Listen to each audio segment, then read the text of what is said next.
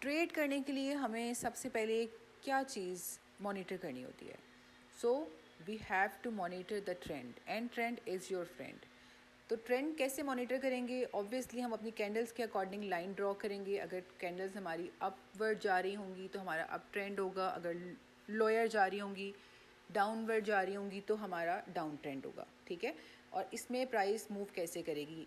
Trend line को sometimes support बनाएगी और उसके बाद जो आपका स्टार्ट, जहाँ से प्राइस का अप ट्रेंड स्टार्ट हुआ है, वो आपका होगा लो, जो कि ब्रेक नहीं होना चाहिए। ठीक है, अभी हमारी इस तरह से कुछ मूवमेंट देखने को मिलती है प्राइस जब अप ट्रेंड में होती है। अब इसमें क्या होता है कि आपका जो प्रीवियस लो था, जो लोअर लो था, वो आपका ब्रेक नहीं होगा। इंटरनल लिक्विडिटी जो कि ट्रेंड लाइन के सम टाइम्स बिलो होती है वो स्वीप हो सकती है, लेकिन आपका प्रीवियस लो जो मैंने अभी मार्क किया है वो ब्रेक नहीं होगा। आपका हाई ब्रेक होगा, हाई ब्रेक के बाद न्यू हाइज बनेंगे, इंटरनल लिक्विडिटी ग्रैब होगी, जिसके बाद जिसमें यूजुअली स्टॉप लॉसेस होते हैं, और उसके बाद प्राइस जो है वो अप ट्रेंड में ही मूव करेगी।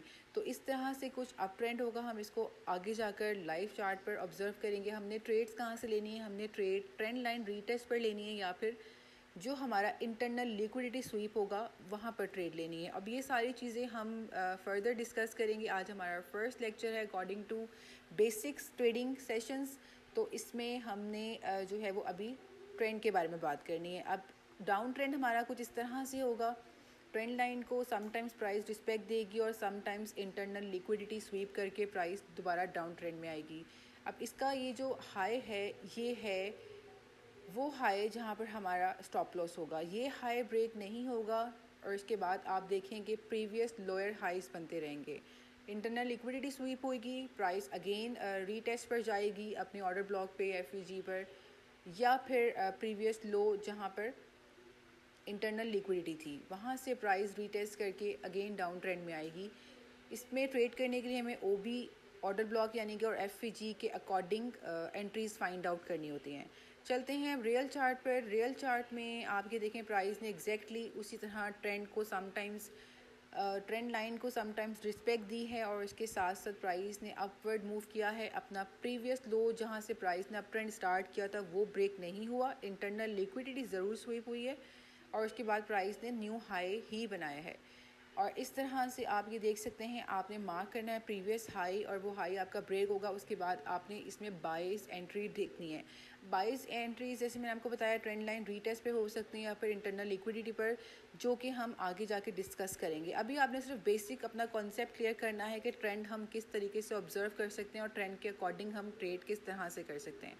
ये है डाउन ट्रेंड, जिसमें आप देखेंगे प्रीवियस लो जहाँ से प्राइस का डाउन ट्रेंड स्टार्ट हुआ है वो हमारा ब्रेक हुआ है। ठीक है, और उसके बाद न्यू लोज प्राइस ने बनाए हैं। जो इसका हाई था, जिसको हम कहेंगे लोअर हाई, वो हमारा ब्रेक नहीं हुआ, जिस पर हमारा स्टॉप लॉस होगा।